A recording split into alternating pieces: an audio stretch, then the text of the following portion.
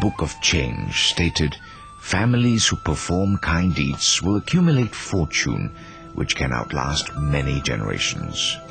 Therefore, in order to change a bad life into a good life, we not only have to reform our faults, but also have to practice all forms of kindness and build upon our virtue.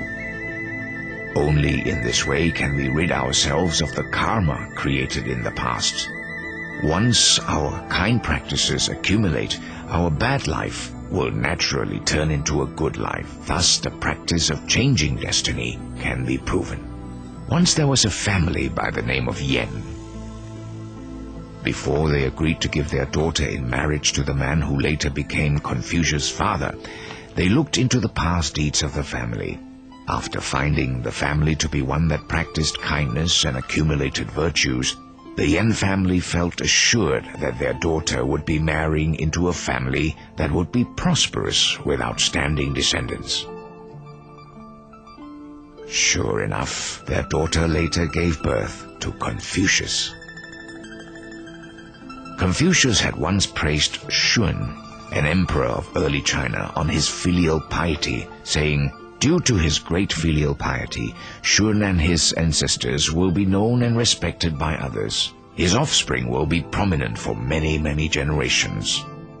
These sayings were later proven true throughout history. Now I will prove to you in these true stories that merits can be attained through performing kind deeds. In Fujian province, there was a prominent man named Rong Yang who held a position in the imperial court as the emperor's teacher. His ancestors were boat people who made a living by helping people cross the river.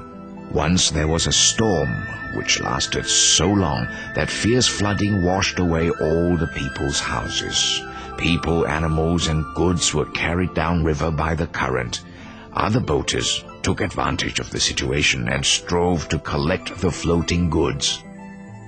Only Rong Yang's grandfather and great-grandfather took interest in rescuing the drowning people. They did not take any of the goods that floated by. The other boaters all laughed and thought them to be very stupid. Later on, when Rong Yang's father was born, the Yang family gradually became wealthy. One day, a Taoist priest came to the Yang family and said, "Your ancestors have accumulated a lot of merit. Your offspring should enjoy wealth and prominence. There is a special place where you can build your ancestral tomb." So they followed the Taoist suggestion. Shortly after, Rong Yang was born. Rong Yang passed the imperial examination when he was only 20 years old and later received imperial appointments. The emperor even bestowed his grandfather and great-grandfather with the same imperial